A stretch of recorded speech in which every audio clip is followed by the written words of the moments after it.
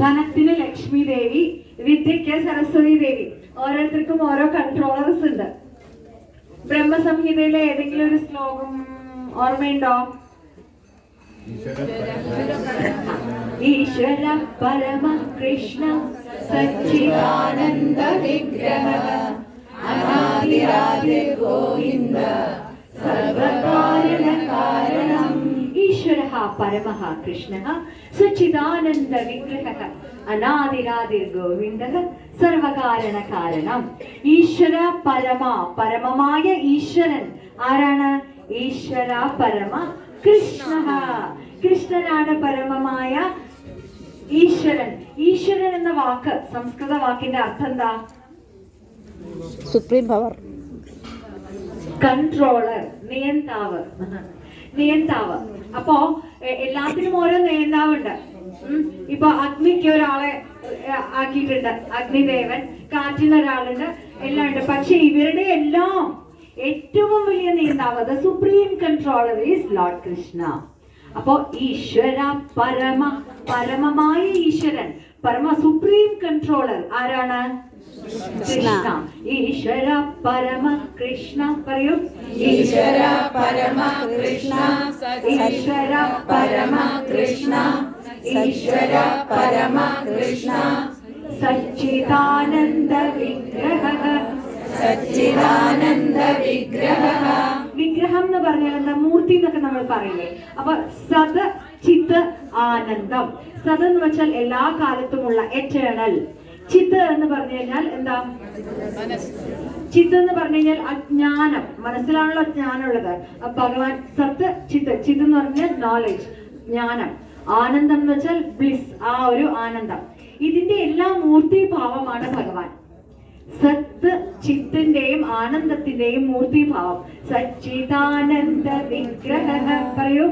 സച്ചിദാനന്ദ വിഗ്രഹ, സച്ചിദാനന്ദ വിഗ്രഹ, സച്ചിദാനന്ദ വിഗ്രഹ, സച്ചിദാനന്ദ വിഗ്രഹ, സച്ചിദാനന്ദ വിഗ്രഹ. കൃഷ്ണനാരാ? കൃഷ്ണൻ ആരാന്ന് ചോദിച്ചാൽ നമുക്കൊക്കെ എന്തൊക്കെയോ ആണ്, ഭയങ്കരാണ്. പക്ഷെ ആരാണെന്ന് ചോദിച്ചാൽ ഒന്ന് നമുക്ക് പറയാനും കൂടി കിട്ടണം. അപ്പൊ നമുക്ക് മിനിമം ഇത്രയെങ്കിലും ഒന്ന് അറിഞ്ഞിരിക്കണം. ആരാ? ഈശ്വര പരമ കൃഷ്ണ സച്ചിദാനന്ദ വിഗ്രഹ. പിന്നെയോ അനാദി ആദി ഗോവിന്ദ സർവകാരണ കാരണം. അനാദി എന്ന് പറഞ്ഞാൽ ആദി ഇല്ലാത്തത്, അനാദി ആദ്യമില്ലാത്തവൻ. അനാദി എന്നാലോ എല്ലാത്തിന്റെയും ആദി. അനാദി ആദി ആയ ഗോവിന്ദൻ. അനാദിരാദിർ ഗോവിന്ദ, അനാദിരാദിർ ഗോവിന്ദ, അനാദിരാദിർ ഗോവിന്ദ, അനാദിരാദിർ ഗോവിന്ദ, അനാദിരാദിർ ഗോവിന്ദ, അനാദിരാദിർ ഗോവിന്ദ. പിന്നെയോ സർവകാരണ കാരണം, സർവകാരണ കാരണം, സർവകാരണ കാരണം, സർവകാരണ കാരണം, സർവകാരണ കാരണം, സർവകാരണ കാരണം. അപ്പൊ ഹൂ ഈസ് ലോർഡ് കൃഷ്ണ? ഈശ്വര പരമ കൃഷ്ണ സച്ചിദാനന്ദ വിഗ്രഹ അനാദിരാദിർ ഗോവിന്ദ സർവകാരണ കാരണം. അപ്പൊ എല്ലാ കാരണങ്ങളുടെയും കാരണമാണ്. ഇപ്പൊ നമ്മൾ പറയല്ലോ, നമ്മൾ ഇന്ന് ഊണ് കഴിച്ചത് ആര് കാരണം? അമ്മ ചോറുണ്ടാക്കി. ഇപ്പൊ ചോറുണ്ടാക്കിയത് ചോറ് എങ്ങനെ ഉണ്ടായി? അരി ഉണ്ടായി. അരി എങ്ങനെ ഉണ്ടായി? നെല്ല് വിളഞ്ഞുണ്ടായി. അങ്ങനെ പറഞ്ഞു പോയാല് ഇപ്പൊ അങ്ങനെ ഒരു സിമ്പിൾ ആയിട്ടുള്ള ഒരു എക്സാമ്പിള്. അതിന്റെ കാരണം, ഏറ്റവും ആദ്യത്തെ കാരണം ആരാ? അപ്പൊ നമ്മൾ പറയും അത് വിത്ത് പാകി, അപ്പൊ മഴ വീണം. മഴ ആരാ ഉണ്ടാക്കിയേ? അങ്ങനെ നോക്കിപ്പോയാലും ഏറ്റവും അവസാനം എന്താ പറയാ, സർവ കാരണങ്ങളുടെയും കാരണമായിട്ടുള്ള ഭഗവാൻ. അപ്പോ അത് കൃഷ്ണൻ. അതുപോലെ ഭഗവാന് ഹ്ലാദിനി ശക്തി. ഇപ്പൊ സുപ്രീം കൺട്രോളറുടെ കാര്യം പറഞ്ഞത്. എല്ലാത്തിനും ഓരോ നിയന്താവുണ്ട്. ധനത്തിന് ലക്ഷ്മി ദേവി, വിദ്യയ്ക്ക് സരസ്വതി ദേവി, അഗ്നിക്ക് അഗ്നിദേവൻ. അതുപോലെ ഭഗവാന്റെ ഹ്ലാദിനി ശക്തിയാണ് രാധാറാണി. അതായത് ഭഗവാന് ആനന്ദിക്കാനുള്ള ശക്തി, ഭഗവാന്റെ ആനന്ദം. അതുകൊണ്ടാണ് ഇപ്പൊ പലപ്പോഴും നമ്മളിങ്ങനെ പറയുന്നത് എപ്പോഴും കൃഷ്ണനിൽ ആദ്യം ചേർന്നിരുന്ന് ആനന്ദിക്കുന്ന ഒരു രാസലീല എന്നൊക്കെ പറയുമ്പോ നമ്മൾ ആ ഒരു ആനന്ദത്തിനെയാണ് അവിടെ ഉദ്ദേശിക്കുന്നത്. അത് ഭഗവാന്റെ തന്നെ ശക്തിയാണ്. ഭഗവാന്റെ തന്നെ ശക്തി ഒരു രൂപമായതാണ്. അതിന്റെ പേഴ്സോണിഫിക്കേഷൻ. ലക്ഷ്മിക്ക് ധനത്തിലെ ലക്ഷ്മി ദേവി പോലെ ഭഗവാന്റെ ക്ലാദിനി ശക്തിയാണ് രാധാറാണി. രാധാറാണിക്ക് അപ്പൊ രാധാറാണി എന്ന് പറഞ്ഞാൽ ആരാ? ഭഗവാൻ തന്നെ. അപ്പൊ ഭഗവാൻ തന്നെ. അപ്പൊ നമ്മള് ഇതിൽ പ്രധാനമായിട്ട് ഇപ്പൊ ഇവിടെ ഇരുന്ന് എനിക്ക് പറയാൻ ചില കാര്യങ്ങൾ തോന്നുന്നത്, നമ്മൾ ഈ രാസലീലയൊക്കെ എന്താ പറയാ, എന്താണ് ഗീതാ ഗോവിന്ദം ഒക്കെ നമ്മൾ ചൊല്ലുമ്പോഴേ അതിലൊക്കെ കുറച്ചിങ്ങനെ വരുന്നുണ്ട് അല്ലെ, രാധാറാണി രാധാ ഭഗവാനും കൃഷ്ണനും തമ്മിലുള്ള അങ്ങനെ കാര്യങ്ങളൊക്കെ. പക്ഷെ നമ്മളെപ്പോഴും ഒരിക്കലും ഒന്നാമത്തിന് നമുക്കതൊന്നും ചൊല്ലാനുള്ള യോഗ്യതയില്ല. പലരും അത് അങ്ങനെ അങ്ങോട്ട് കാണാണ്ട് പഠിക്കുകയും അങ്ങനെ ചൊല്ലി കേൾപ്പിക്കുകയും ഒക്കെ നമ്മൾ ചെയ്യാറുണ്ട്. അതൊക്കെ ഭക്തിയുടെ ഭാഗം. പക്ഷെ ഏതെങ്കിലും ഒരു നിമിഷം നമ്മുടെ മനസ്സിൽ എവിടെയെങ്കിലും ഒരു സംശയം വരാം, കൃഷ്ണൻ എന്താ അങ്ങനെ, രാധ അങ്ങനെയൊക്കെ എന്താ സാധാരണ മനുഷ്യരുടെ പോലെ അങ്ങനെയൊക്കെ നമുക്ക് എന്തെങ്കിലും ആ രാധാകൃഷ്ണ ബന്ധത്തിന് നമുക്ക് തോന്നുന്ന ഒരു നിമിഷം അതൊരു വലിയ പാപമായിട്ട് മാറാണ്. കാരണം ഭഗവാനും രാധാറാണിയും തമ്മിലുള്ള ബന്ധം നമ്മൾ ഈ കാണിക്കുന്ന ഈ മറ്റേ പഴയ നോവലിലൊക്കെ എഴുതുന്ന പോലെ കൃഷ്ണൻ പോയി രാധ അങ്ങനെ കാത്തിരുന്നു, അതുപോലെ അവൻ പോയി അവൾ കാത്തിരുന്നു, ഇങ്ങനെയൊക്കെയാണല്ലോ പണ്ടൊക്കെ ഇങ്ങനെ നോവലിലൊക്കെ വായിക്കുക. ഇതൊന്നുമല്ല. ഇത് കേരളത്തിൽ മാത്രമേ ഈ വൃത്തികെട്ട സ്വഭാവമുള്ളൂ. നമ്മൾ ഇവിടെയൊക്കെ വന്ന് നോക്കും, ഇവർക്ക് രാധേ രാധേ.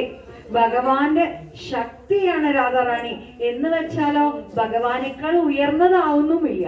ഭഗവാൻ സുപ്രീം കൺട്രോളർ, പക്ഷേ ഭഗവാന്റെ ശക്തി. അപ്പോ ഈ രാധാറാണി ഇപ്പൊ നമ്മള് സാക്ഷി പ്രഭു ഒരു ക്ലാസ്സിൽ പറഞ്ഞു, സാധാരണഗതിയില് വീട്ടില് ആരാ ഭരണം സാക്ഷി പ്രഭു, അതുപോലെ ഭഗവാന്റെ ഒരു നിയന്ത്രണം അതാണ് രാധാറാണി. അത്രേ ഉള്ളൂ. അല്ലാണ്ട് രാധാറാണി ഭഗവാനെ ഭരിക്കണമെന്നല്ല അവിടെ. പക്ഷെ രാധാറാണിയും ഭഗവാനും ഒന്നേ ഒന്നാണ്. പിന്നെ രാധാറാണിയും ഭഗവാനും കൂടി ഗോലോക വൃന്ദാവനത്തിൽ. അപ്പൊ നമ്മൾ ഈ 14 ലോകങ്ങളെ കുറിച്ച് പറയുമ്പോ ഈ 14 ലോകങ്ങളും എവിടെയാണ്? ഭൗതിക ലോകത്തിലാണ്. നമുക്ക് രണ്ട് തരത്തിലുള്ള ലോകങ്ങളുണ്ട്. ഒന്ന് ഭൗതിക ലോകം, ഒന്ന് ആധ്യാത്മിക ലോകം. അപ്പൊ ഈ 14 ലോകങ്ങളും ഈ ഭൗതിക ലോകത്താണ് വരുന്നത്. ആധ്യാത്മിക ലോകം എന്ന് പറയുന്നത് ഒരൊറ്റ സ്ഥലമേ ഉള്ളൂ. അതേതാ? വൈകുണ്ഠം. വൈകുണ്ഠം എന്ന് പറഞ്ഞാൽ നിങ്ങൾക്കറിയാം, കുണ്ഠിതങ്ങളൊന്നും ഇല്ലാത്ത, ഒരു ദുഃഖങ്ങളും ഇല്ലാത്ത എറ്റേണൽ ബ്ലിസ് ആയിട്ടുള്ള വൈകുണ്ഠം. ആ വൈകുണ്ഠ പ്ലാനറ്റ്സ് എന്നാണ് പറയുക. വൈകുണ്ഠ ഗ്രഹങ്ങളുണ്ട്. വൈകുണ്ഠത്തിൽ തന്നെ പല ഗ്രഹങ്ങളുണ്ട്. അതിലൊക്കെ ഭഗവാന്റെ ഓരോ തരത്തിലുള്ള ഇത് നമുക്ക് കാണാം. അതിന്റെ ഏറ്റവും മുകളിലായിട്ടാണ് ഗോലോക വൃന്ദാവനം എന്നാ പറയാ. അവിടെ രാധാറാണിയും ഭഗവാനും ഏത് സമയം ലീലകളിൽ ഏർപ്പെട്ട് സന്തോഷത്തിലിരിക്കുകയാണ്. അങ്ങനെയാണ്. അപ്പൊ രാധാറാണി ജനിച്ച സ്ഥലം. അപ്പൊ രാധാറാണിയുടെ അച്ഛന്റെ അമ്മയുടെ പേരെന്താ? രാധാറാണി ജനിക്കുക എന്ന് പറഞ്ഞാൽ എന്താ? രാധാറാണിയും ഭഗവാൻ എപ്പോഴും ഉണ്ട്. നമ്മുടെ ഭഗവാൻ എപ്പോഴും ഉണ്ട് അല്ലെ. ഭഗവാൻ കൃഷ്ണനായിട്ട് ജനിച്ചു എന്ന് പറയുന്നത് എന്താ? അപ്പ ജനിച്ചിട്ടേ ഉള്ളൂ? യശോദയ്ക്കും ദേവകിക്കും വസുദേവർക്കും മകനായിട്ട് ജനിച്ചതാണോ? അതൊരു അവതാരം. ശരിക്കുള്ള ശക്തി അവിടെ ഉണ്ട് അല്ലെ. ഭഗവാൻ എന്നും ഉണ്ട്. ആ അവതാരങ്ങളെല്ലാം എടുക്കുന്ന അവതാരിയായ ഭഗവാൻ. അവതാരങ്ങൾ എടുക്കുന്ന ആളാണ് അവതാരി. അവതാരിയായിട്ടുള്ള ഭഗവാൻ ശ്രീകൃഷ്ണൻ അതേ രൂപത്തില് പൂർണ്ണമായി ഇറങ്ങി വന്നതാണ് ശ്രീകൃഷ്ണ അവതാരത്തില്. അതുകൊണ്ടാണ് എന്താ പറയുന്നത്? പൂർണ്ണം കൃഷ്ണസ്തു ഭഗവാൻ സ്വയം. ഭാഗവതത്തിൽ പറയുന്നുണ്ട്. ഭാഗവതത്തില് ഭഗവാന്റെ പല തരത്തിലുള്ള അവതാരങ്ങളെ കുറിച്ച് പറഞ്ഞിട്ട് എങ്ങനെ പറയും? ഏതേചാംശ കലാപുംസ കൃഷ്ണസ്തു ഭഗവാൻ സ്വയം. ഈ പറഞ്ഞതെല്ലാം ഭഗവാന്റെ പല അംശങ്ങള്, പല ചെറിയ അംശങ്ങള് ഒക്കെ ആണെങ്കിലും കൃഷ്ണനാകട്ടെ ദേവകിയുടെയും വസുദേവരുടെയും മകനായിട്ട് കൃഷ്ണൻ അവതരിച്ചപ്പോൾ ആ ഉണ്ണിക്കണ്ണനായിട്ട് വന്ന ആള്, ആ അവതാരത്തിലെന്ന് പറയുന്നത് ആ മുകളിൽ ഇരുന്ന അവതാരങ്ങളെല്ലാം എടുക്കുന്ന ഭഗവാൻ സ്വയം അതേപോലെ പരിപൂർണമായി ഇറങ്ങി വന്നതാണ്. അതാണ് കൃഷ്ണൻ എന്നുള്ള ഒരു അവതാരത്തിന് പ്രത്യേകത. ഹരേ കൃഷ്ണ ഹരേ കൃഷ്ണ ഹരേ കൃഷ്ണ ഹരേ കൃഷ്ണ ഹരേ കൃഷ്ണ കൃഷ്ണ കൃഷ്ണ ഹരേ ഹരേ ഹരേ രാമ രാമ രാമ ഹരേ ഹരേ ഹരേ കൃഷ്ണ കൃഷ്ണ കൃഷ്ണ കൃഷ്ണ ഹരേ ഹരേ ഹരേ രാമ ഹരേ രാമ രാമ രാമ ഹരേ ഹരേ, ഹരേ കൃഷ്ണ ഹരേ കൃഷ്ണ കൃഷ്ണ കൃഷ്ണ ഹരേ ഹരേ, ഹരേ രാമ ഹരേ രാമ രാമ രാമ ഹരേ ഹരേ. അപ്പൊ കൃഷ്ണൻ അതേപോലെ പൂർണ്ണമായിട്ടും ഇറങ്ങി വന്നതാണ് ദേവകിയുടെ വസുദേവരുടെ മകനായിട്ടുള്ള ആ അവതാരത്തില്. എന്ന് വെച്ചിട്ട് ഇതാണോ കൃഷ്ണൻ? കൃഷ്ണൻ അച്ഛനും അമ്മയുണ്ടോ? അച്ഛനും അമ്മയുമായിട്ട് നമ്മൾ സാധാരണ അച്ഛനും അമ്മയാണ് നമ്മൾക്ക് നമ്മള് എന്താ അച്ഛനും അമ്മയുടെ വയറ്റിൽ നമ്മൾ ജനിക്കണം. അതായത് ഭഗവാൻ ഇവിടെ ആരാണോ അച്ഛനും അമ്മയും ആവേണ്ടതെന്ന് ഭഗവാൻ തെരഞ്ഞെടുത്തു. നമുക്ക് തെരഞ്ഞെടുക്കാനുള്ള സ്വാതന്ത്ര്യം ഉണ്ടോ? ഭഗവാന്റെ ഭക്തർക്ക് ഒരു അവസരം കൊടുത്തു അല്ലെ? അപ്പൊ അങ്ങനെയാണ് ഈ ജന്മത്തില് ഈ അവതാരത്തില് അങ്ങനെ വരുന്നത്. അപ്പൊ എന്താണ് ഇതിനൊരു തെളിവുള്ളത്? ഭാഗവതത്തിലെ ശ്ലോകം ഏതേച്ചാംശ കലാപുംസ കൃഷ്ണസ്തു ഭഗവാൻ സ്വയം. കൃഷ്ണനാകട്ടെ ആ ഭഗവാൻ സ്വയം അങ്ങോട്ട് ഇറങ്ങി വന്നതാണ് പരിപൂർണമായ അവതാരം. ശ്രീരാമചന്ദ്രമൂർത്തി, നമുക്ക് വളരെ പ്രിയപ്പെട്ട ശ്രീരാമചന്ദ്രമൂർത്തി, നരസിംഹ ഭഗവാൻ ഒക്കെ അവതാരങ്ങളാണ്. പക്ഷെ ഈ അവതാരങ്ങളെല്ലാം ഭാഗവതം തന്നെ പറയുന്നു പൂർണമായ അവതാരം ആരാണ്? ശ്രീകൃഷ്ണൻ. അതാണ് കൃഷ്ണനുള്ള പ്രത്യേകത. ഇനി അപ്പോ അതേപോലെ തന്നെ രാധാറാണിയും ഭഗവാന്റെ അവിടെ ഗോലോക വൃന്ദാവനത്തിലുണ്ട് അല്ലെ? അപ്പൊ എങ്ങനെയാ രാധാറാണിക്ക് അച്ഛനും അമ്മ ഉണ്ടായത്? എങ്ങനെയാ രാധാറാണി ഇവിടെ ജനിച്ച സ്ഥലമാണത്? രാധാറാണി അതെ, വൃഷഭാനുസുതേ ദേവി പ്രണമാമി ഹരിപ്രിയേ. അതിലെന്താണ്? തപ്ത കാഞ്ചന ഗൗരാംഗി രാധേ വൃന്ദാവനേശ്വരി വൃഷഭാനുസുതേ ദേവി പ്രണമാമി ഹരിപ്രിയേ. എന്ന് വെച്ചാല് തപ്ത കാഞ്ചന ഗൗരാംഗി. തപ്ത കാഞ്ചനം എന്ന് വെച്ചാൽ കാഞ്ചനം സ്വർണം. കാഞ്ചനം ഈ സ്വർണം ഉരുക്കാൻ വേണ്ടിയിട്ട് ഇങ്ങനെ ചൂടാക്കില്ലേ, അപ്പൊ അങ്ങനെ ഓറഞ്ച് കളറുള്ള സ്വർണം ഇങ്ങനെ വെട്ടിത്തിളങ്ങുന്ന ആ ഒരു ഇതുണ്ടല്ലോ, അതാണ് ആ തപ്ത കാഞ്ചനം എന്ന് പറയുന്നത്. ആ തപ്ത കാഞ്ചനത്തിന്റെ നിറമുള്ള ആ ഗൗര നിറമുള്ള അംഗങ്ങളുള്ള ഗൗരാംഗി. ഗൗരം എന്ന് പറഞ്ഞ എഗെയിൻ സ്വർണം. അപ്പൊ സ്വർണ്ണ വർണ്ണത്തിലുള്ള ആളാണ് രാധാറാണി. തപ്ത കാഞ്ചന ഗൗരാംഗി. പറയൂ. തപ്ത കാഞ്ചന ഗൗരാംഗി, തപ്ത കാഞ്ചന ഗൗരാംഗി, തപ്ത കാഞ്ചന ഗൗരാംഗി, തപ്ത കാഞ്ചന ഗൗരാംഗി, തപ്ത കാഞ്ചന ഗൗരാംഗി. രാധേ വൃന്ദാവനേശ്വരി, രാധേ വൃന്ദാവനേശ്വരി, രാധേ വൃന്ദാവനേശ്വരി, രാധേ വൃന്ദാവനേശ്വരി, രാധേ വൃന്ദാവനേശ്വരി, രാധേ വൃന്ദാവനേശ്വരി. തപ്ത കാഞ്ചന ഗൗരാംഗി രാധേ വൃന്ദാവനേശ്വരി, തപ്ത കാഞ്ചന ഗൗരാംഗി, രാധേ വൃന്ദാവനേശ്വരി. വൃഷഭാനുസുതേ ദേവി, വൃഷഭാനുസുതേ ദേവി, വൃഷഭാനുവിന്റെ മകളായ ദേവി. അച്ഛന്റെ പേരെന്താ? വൃഷഭാനു. അമ്മയുടെ പേരോ? കീർത്തിത. അങ്ങനെ വൃഷഭാനുവിന്റെയും കീർത്തിതയുടെയും മകളായിട്ട് രാധാറാണി ജനിച്ചു. വൃഷഭാനുസുതേ ദേവി, വൃഷഭാനുസുതേ ദേവി, പ്രണമാമി ഹരിപ്രിയേ, പ്രണമാമി ഹരിപ്രിയേ, പ്രണമാമി ഹരിപ്രിയേ, പ്രണമാമി ഹരിപ്രിയേ, പ്രണമാമി ഹരിപ്രിയേ, പ്രണമാമി ഹരിപ്രിയേ.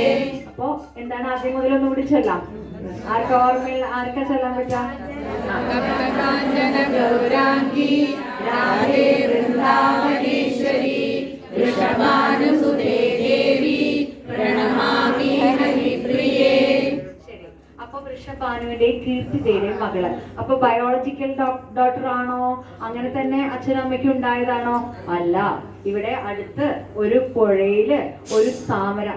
വൃഷഭാനുവിനും മഹാരാജാവിനും കീർത്തിത റാണിക്കും മക്കൾ ഉണ്ടായിരുന്നില്ല കുറേ കാലങ്ങള്. അതേപോലെ തന്നെ നന്ദ ഗോപർക്കും ആർക്കും യശോദാമ്മയ്ക്കും കുട്ടികൾ ഉണ്ടായിരുന്നില്ല.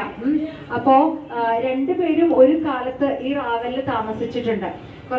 കുറെ സമയത്ത് നന്ദഗോപരും എന്താണ് യശോദാമ്മയും ഇവിടെ റാവലിൽ വന്ന് താമസിച്ചിട്ടുണ്ട്. അതേ സമയത്ത് വൃഷഭാനുവിനും കീർത്തിത മഹാറാണിക്കും കുട്ടികൾ ഉണ്ടായിരുന്നില്ല. ഒരു ദിവസം അദ്ദേഹം ഇങ്ങനെ കുളിക്കാൻ പോകുമ്പോ പുഴയില് അകലേന്ന് നോക്കുമ്പോ വെട്ടിത്തിളങ്ങുന്ന ഒരു ശോഭ അങ്ങനെ കാണുകയാണ്. അപ്പൊ അടുത്തടുത്ത് പോകുമ്പോ മനസ്സിലായി അതൊരു താമരയാണെന്ന്. ആ താമരയുടെ ഉള്ളിൽ നിന്ന് വലിയൊരു താമരയുണ്ട്, അതിൽ നിന്നാണ്. അപ്പൊ ഈ താമരയിൽ ഇങ്ങനെ കിടക്കുകയാണ്, കുഞ്ഞു വാവിയായിട്ട്, ജസ്റ്റ് ന്യൂ ബോൺ ബേബി ഇങ്ങനെ ഇങ്ങനെ കിടക്കുകയാണ്. അപ്പൊ അതിസുന്ദരിയാണ്, സ്വർണ്ണവർണ്ണം നിറാണ്. അപ്പോ കണ്ടപ്പോ തന്നെ ഇങ്ങനെ വേറെ ഒന്നും നോക്കിയില്ല, അതിനെ എടുത്തിട്ട് മാറോടണച്ചിട്ട് ഓടി ഇങ്ങനെ നിറച്ച് ഉമ്മയൊക്കെ വെച്ചിട്ട് ഓടി ഇങ്ങനെ വന്നു. എവിടേക്ക്? ഭാര്യയ്ക്ക് കാണിച്ചു കൊടുക്കാൻ, കീർത്തിത മഹാറാണിക്ക് കാണിച്ചു കൊടുക്കാൻ. അപ്പൊ രണ്ടുപേർക്ക് വലിയ സന്തോഷമാവും. ഒന്നാമത്തേന് കുട്ടികളില്ല, അതവിടെ നിൽക്കട്ടെ, അത്ര സൗന്ദര്യമാണ് രാധാറാണിയെ കാണാൻ. ഇങ്ങനെ വെട്ടിത്തിളങ്ങുന്ന സപ്തകാഞ്ചന ഗൗരാംഗി രാധേ വൃന്ദാവനേശ്വരി വൃഷഭാനുസുതേ ദേവി പ്രണമാമി ഹരിപ്രിയേ. അങ്ങനെ പക്ഷേ ഇവര് കുറച്ച് കഴിഞ്ഞപ്പോഴാ മനസ്സിലാക്കുക, നമ്മുടെയൊക്കെ വീടുകളിൽ നമ്മളൊക്കെ പറയണ പോലെ, ഓ ദൈവം എത്ര ക്രൂരനാ, ഇവരെന്നെ പറയാ. അത് എന്തല്ലേ, ദൈവം ക്രൂരനല്ല, അയ്യോ ഈ കുട്ടിക്ക് കണ്ണ് കാണില്ല. അപ്പോഴാണ് ഓ ഭയങ്കര സങ്കടമായി.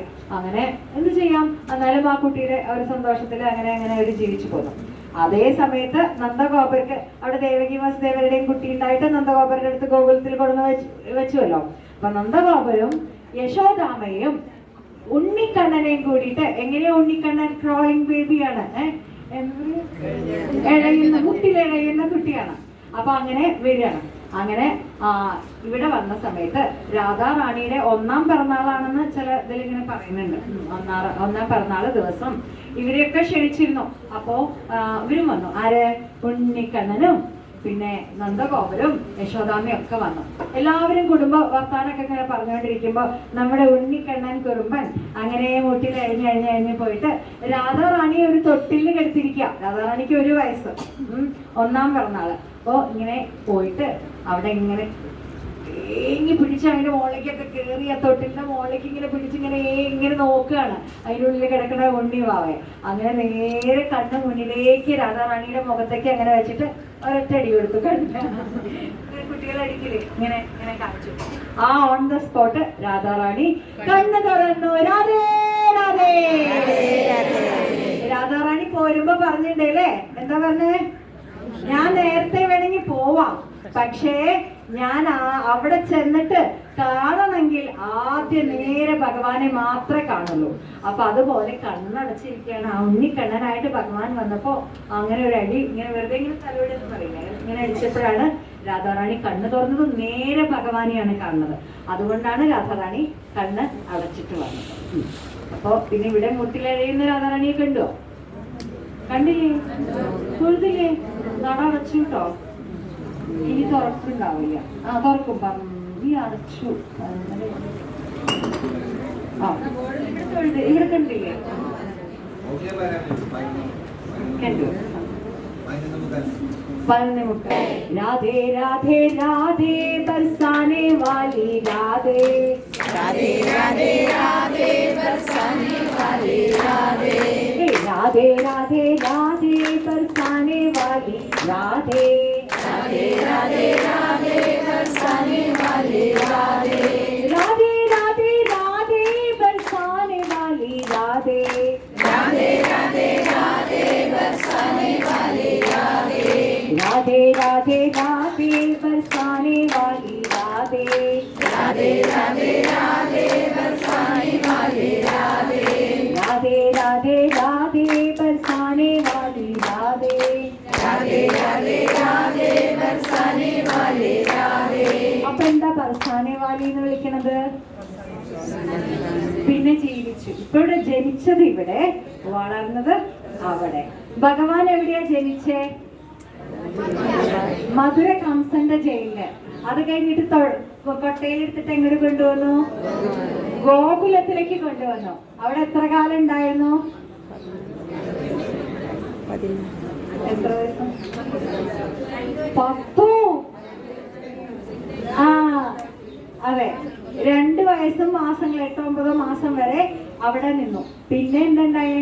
അവിടെ ഈ രാക്ഷസന്മാരുടെ ശല്യങ്ങളൊക്കെ സഹിക്കാൻ വന്നാണ് ഇപ്പോ നന്ദകാവിലേക്ക് മാറി. അപ്പൊ ഇന്നത്തെ നമ്മുടെ ദിവസം എന്ന് പറഞ്ഞാൽ രാധാറാണി ജനിച്ച സ്ഥലം, രാധാറാണി വളർന്ന സ്ഥലം, പിന്നെ ഭഗവാൻ ജനിച്ച സ്ഥലം നമ്മൾ അപ്പുറേക്ക് ഇട്ടിരിക്കുകയാണ്. ഇനി ഭഗവാനെ കൊണ്ടുവന്ന് ഗോകുലം, അത് കഴിഞ്ഞിട്ട് ഭഗവാൻ വളർന്ന നന്ദഗാവ്. അപ്പൊ നന്ദഗാവ് എന്ന് പറയുന്നത് നന്ദഗോപരുടെ നാടായതുകൊണ്ടാണ് നന്ദഗാവ് എന്ന് പറയുന്നത്. നന്ദഗോപുരം അവിടുത്തെ വലിയ ഒരു ആളായിരുന്നു, രാജാവിനെ പോലെ നാട്ടുപ്രമാണി എന്നൊക്കെ പറയില്ലേ, അങ്ങനത്തെ രാജാവിനെ ആയിരുന്നു. അപ്പൊ ബർസാനയിലേക്ക് നമ്മൾ ഇന്ന് പോകും. അപ്പൊ എന്താ നമുക്ക് ഇവിടെ രാധാറാണിയോട് പ്രത്യേകിച്ച് പറയാനുള്ളത്? രാധാറാണിയോട് നമ്മൾ സാധാരണ എന്ത് പ്രാർത്ഥിക്കണം? ഭഗവാന്റെ ഭക്തി തരണേന്ന്. ഭഗവാന്റെ ഭക്തി ഉണ്ടെങ്കിൽ നമുക്ക് എല്ലാമായി അല്ലെ. ഇപ്പൊ നമ്മള് ചിലപ്പോ പറയും ഈ വലിയ സ്ഥാപനങ്ങളിലൊക്കെ ചോദിച്ചു വലിയ ആളുടെ നോട്ടം കിട്ടി, ഇനിയിപ്പോ ഒന്നും വേണ്ട, അവര് ഇങ്ങനെ കയറി പോകുന്നൊക്കെ പറയില്ലേ, അതുപോലെ വലിയ ആള് ഭഗവാന്റെ മനസ്സിലേക്ക് നമുക്ക് കിട്ടി, ഭഗവാന്റെ സ്നേഹം കിട്ടിയാൽ പിന്നെ നമുക്ക് ഒന്നും വേണ്ട. സ്നേഹമുള്ളവരെ നമ്മൾ എന്താ ചെയ്യാ? അവർക്ക് ഒന്നും ഒരു ദോഷം വരാൻ നമ്മൾ സമ്മതിക്കില്ല അല്ലെ. അപ്പൊ ഭഗവാൻ അതുകൊണ്ടല്ല നമ്മൾ സ്വാർത്ഥമായിട്ട് നമ്മുടെ എല്ലാം നടക്കാൻ വേണ്ടി ഭഗവാന്റെ സ്നേഹം മേടിക്കണമെന്ന് അവിടെയും വരരുത്. അതുമല്ല അതിന്റെ അർത്ഥം. ഭഗവാനെ അങ്ങോട്ട് സ്നേഹിക്കുക, ഭഗവാനെ അങ്ങോട്ട് സ്നേഹിക്കുക, അത്ര മാത്രം മതി. സ്നേഹിക്കുക, കൂടെ ബഹുമാനിക്കുക. ചിലരും ഇങ്ങനെ പറയും, അവനുണ്ടല്ലോ ഇന്നലെ അവിടെ വന്നിട്ട് അവനെ അപ്പുറത്തെ വീട്ടിലെ ഏതോ പയ്യനെ പറയണതോ ചീത്ത പറയണ പോലെയൊക്കെയാണ് പറയാ. അവന്റെ ഒരു കാര്യം, ഈ ചിലരൊക്കെ ഇങ്ങനെ എനിക്ക് മെസ്സേജ് അയക്കാറുണ്ട് കേട്ടോ. ഇന്നലെ അവൻ എന്നോട് പറയാ, അപ്പൊ ഞാൻ ചോദിച്ചു മക്കളുടെ കാര്യം കേൾക്കായിരിക്കുന്നു. അവന് വെള്ളം കൊടുത്തപ്പോ എനിക്ക് സംശയമായി, ഇത് ആരുടെ കാര്യം പറയണത്. അപ്പൊ നമ്മൾ കുട്ടികളെ പോലെ കാണണോ? അത് ശരിയാണ്. പക്ഷെ എപ്പോഴും ആ സ്നേഹത്തിൽ ഒരു ബഹുമാനം വേണം. അത് നമ്മൾ വല്ലാണ്ട് ഇങ്ങനെ ആരെയും അവൻ എന്നൊന്നും ഭഗവാനെ പറയാൻ പാടില്ല. കാരണം ഭഗവാൻ നമ്മളോടുള്ള കാരുണ്യം കൊണ്ടാണ് നമ്മുടെ കൂടെ വൺ എമംഗ് അസ് എന്ന് പറയുന്ന പോലെ വരുന്നത്. പക്ഷെ ഭഗവാൻ ആരാ? ഭഗവാൻ ഈശ്വര പരമ കൃഷ്ണ സച്ചിദാനന്ദ വിഗ്രഹ അനാദിരാദിർ ഗോവിന്ദ സർവകാരണ കാരണം. ഈശ്വര പരമമായ നേതാവ്, എല്ലാത്തിന്റെയും ഉറവിടം അല്ലെ. ഭഗവാൻ വലിയ ശക്തിയാണ്. ഈ പ്രപഞ്ചങ്ങളെല്ലാം സൃഷ്ടിച്ച് പരിപാലിച്ച് സംഹരിക്കാൻ കഴിവുള്ള ഒരേ ഒരു ശക്തി. അപ്പൊ നമുക്ക് തോന്നും സൃഷ്ടിക്കുന്നത് ഭഗവാനാണോ? ഗോവിന്ദനും നല്ല വെയിലുണ്ട്. മുന്നോട്ട് എല്ലാം സൃഷ്ടിച്ച് പരിപാലിച്ച് സംഹരിക്കാൻ കഴിവുള്ള ഒരേ ഒരു ശക്തി. അതെങ്ങനെയാ സൃഷ്ടാവാകുന്നത്? ഭഗവാൻ എങ്ങനെയാ സൃഷ്ടാവാകുന്നത്? നമ്മൾ കണ്ടിട്ടുണ്ടല്ലോ, നമ്മൾ പഠിച്ചിട്ടില്ലേ, സൃഷ്ടി സ്ഥിതി സംഹാരം ബ്രഹ്മ വിഷ്ണു മഹേശ്വരന്മാര്. അപ്പൊ എങ്ങനെയാ ഭഗവാൻ സൃഷ്ടാവാകുന്നത്?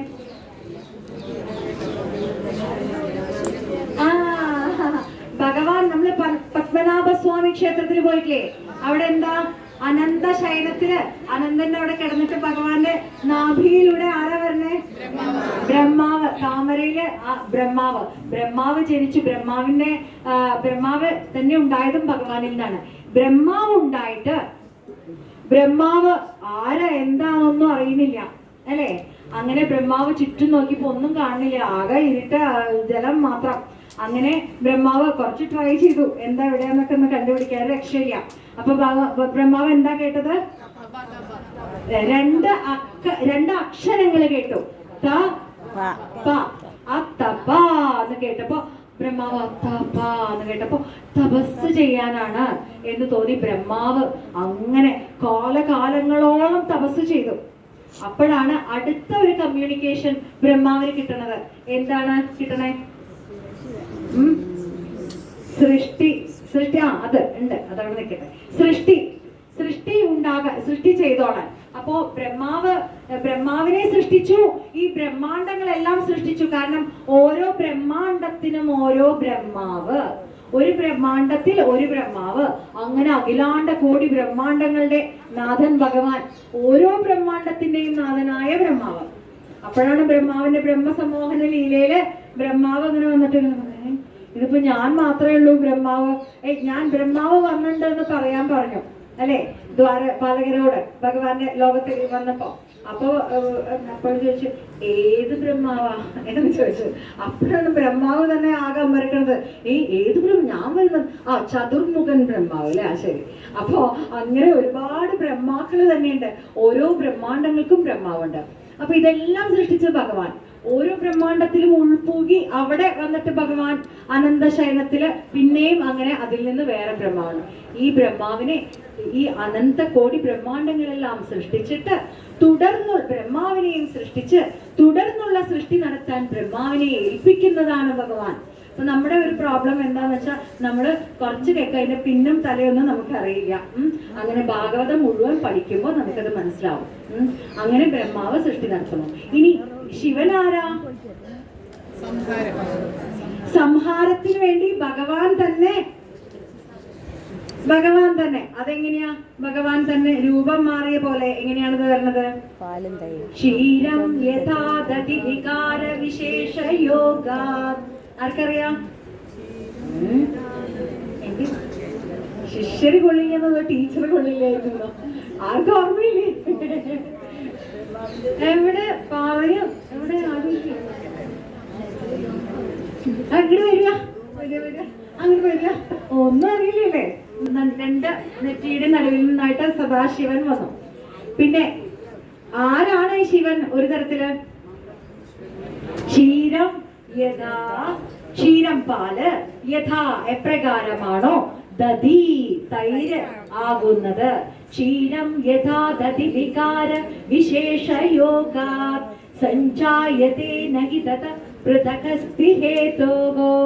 അതായത് സൃഷ്ടി സംഹാരത്തിന് വേണ്ടി ഭഗവാൻ തന്നെ രൂപം മാറിയതുപോലെ തന്നെയാണ് ശിവൻ ഉണ്ടാകുന്നത്. അപ്പോ എങ്ങനെയാണ് അത് ഉണ്ടാകുന്നത്? പാല് എപ്രകാരമാണോ തൈരാകുന്നത്. നമുക്ക് സിമ്പിൾ ആയിട്ട് മനസ്സിലാക്കണമെങ്കിൽ പാലിൽ നിന്ന് തൈരുണ്ടാകും അല്ലെ? പക്ഷെ തൈരിന് തിരിച്ച് പാലാകാൻ പറ്റുമോ? ഇല്ല. അതാണ് ശിവനും രണ്ടുപേരും ഒന്ന് തന്നെ. രണ്ടും മിൽക്ക് പ്രോഡക്ട്സ് എന്ന് പറയില്ലേ? പാലും തൈരും ഡയറി പ്രോഡക്ട്സ് ആണ്. രണ്ടിന്റെയും കണ്ടന്റ് പാല് തന്നെയാണ്. പക്ഷെ എന്താണ്? ഒന്നിൽ നിന്ന് രൂപമാറ്റം സംഭവിച്ചു. ക്ഷീരം യഥാ ദധി വികാര വിശേഷ യോഗ. ക്ഷീരം എപ്രകാരമാണോ ദധി ആകുന്നത്, പാലാകുന്നത്. അങ്ങനെയാണ് എല്ലാം ചുരുക്കം പറഞ്ഞാൽ ഭഗവാൻ തന്നെ. ഇനി ഭഗവാൻ അങ്ങനെ എക്സ്പാൻഡ് ചെയ്ത് നമ്മുടെ ഒക്കെ ഉള്ളിൽ പരമാത്മാവായിട്ട് ഇരിക്കുന്നുണ്ട്. അപ്പൊ നമ്മളൊക്കെ ഭഗവാനാണോ? ആണോ? ഭഗവാന്റെ അംശമാണ്. അപ്പൊ നമ്മള് ഭഗവാനാണെന്ന് പറയാൻ പറ്റുമോ? അപ്പൊ ശരിക്കും പറഞ്ഞ അദ്വൈതവാദത്തിൽ എന്തോ ഒരു കുഴപ്പമുണ്ട് അല്ലെ? അദ്വൈതവാദത്തിൽ എന്താ പറയണേ? ദ്വൈതം എന്ന് പറഞ്ഞാൽ രണ്ട്, അദ്വൈതം എന്നാൽ രണ്ടല്ലാത്തത്, അതായത് ഒന്ന്. അപ്പൊ നമ്മള് തന്നെയാണ് ഭഗവാൻ എന്ന് പറയുന്നതാണ് ഒരു തരത്തിൽ പറഞ്ഞു വരുമ്പോ അദ്വൈതം. നമ്മളും ഭഗവാനും ഒന്ന് തന്നെയാണ്. ഒരു സമയത്ത് നമുക്ക് ഭഗവാനെ പോലെ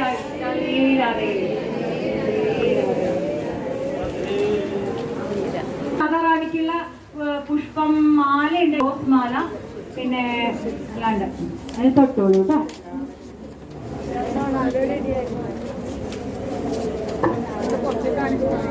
അത് ഒന്നുമല്ല, അവിടെ നമുക്ക് ഒരു ഇത് ആവശ്യം എന്തെങ്കിലും ആഗ്രഹങ്ങൾ ഉണ്ടെങ്കിൽ അവിടെ നൂലുകൊണ്ട് കിട്ടുന്ന പരിപാടി അവിടെ ഉണ്ട്. ഹോബിയാണ്.